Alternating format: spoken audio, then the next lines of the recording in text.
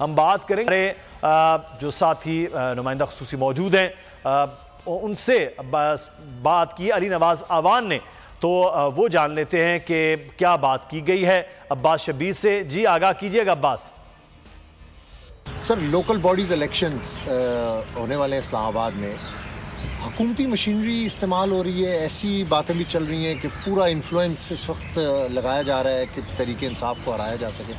क्या ये बातें दुरुस्त हैं? देखें जी, सबसे पहले तो उन्होंने पूरी एडमिनिस्ट्रेशन की एक मीटिंग कॉल की और उसके साथ उन्होंने कहा कि क्यों आपको पता है इलेक्शन जब कॉल हो जाए कोई भी हुकूमती काम नहीं हो सकता डेवलपमेंट से रिलेटेड, वो पूरे इस्लामाबाद में शुरू कर दिए गए। उसके बाद दोबारा एडमिनिस्ट्रेशन को इन्होंने बुलाया और फिर उन्होंने हाथ खड़े कर दिए कि जी इस्लामाबाद में तहरीक इंसाफ के अलावा कोई जमात इलेक्शन नहीं दी। तो उन्होंने फिर आपके सामने एक गैर आइनी काम किया, कंटेम्प्ट ऑफ कोर्ट किया शहबाज शरीफ साहब ने और कैबिनेट ने, कि उन्होंने जो पहले अतर मिनल्ला की अदालत में लिख के दिया था कि हम जो एक इलेक्शन होने जा रहा है 101 यूनिट से उसके अंदर चेंजेस नहीं लेके आएंगे और आइन के अंदर लॉ के अंदर भी कोई चेंज लेके नहीं आएंगे, और उसके अंदर कंटेम्प्ट किया उन्होंने। यूनियन काउंसिल 101 से बढ़ाकर 125 कर दें। 28 तारीख को इस्तीफ़ों की तस्दीक के लिए भी KP के हाउस में इकट्ठा होना है, लेकिन इतलात ये हैं कि स्पीकर साहब नहीं होंगे, आपको स्पीकर साहब के डिप्टी के पास जाना होगा।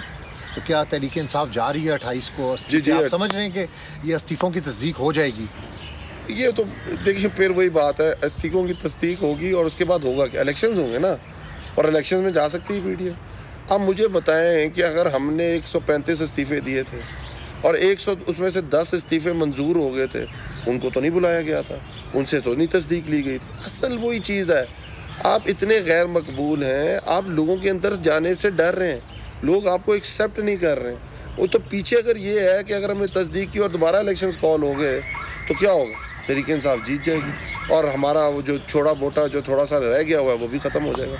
इसलिए हम अपनी पूरी एफर्ट पुट इन कर रहे हैं। हम सिर्फ ये नहीं कर रहे कि हम सिर्फ असेंबली जा रहे हैं, हम असेंबली के साथ साथ सुप्रीम कोर्ट भी जा रहे हैं। ताकि सुप्रीम कोर्ट भी आपने याद होगा केस के अंदर जस्टिस मंसूर अली शाह साहब ने एक ऑब्जर्वेशन भी पास की थी, अगर आप कि हम आपको कह देते हैं कि हुकूमत को डायरेक्ट कर देते हैं कि आप इनके इस्तीफे कबूल करें। अगर आपको ये वीडियो पसंद आई है तो सब्सक्राइब कीजिए और बेल आइकॉन को प्रेस कीजिए। हकीकी आजादी की जंग में बोल भी कप्तान के हमकदम। इलेक्शन कराओ मुल्क बचाओ की लाइव ट्रांसमिशन, दिखाई लम्हा बलम्हा सूरत हाल। रील और रेटिंग में भी बोल न्यूज रहा नंबर 1।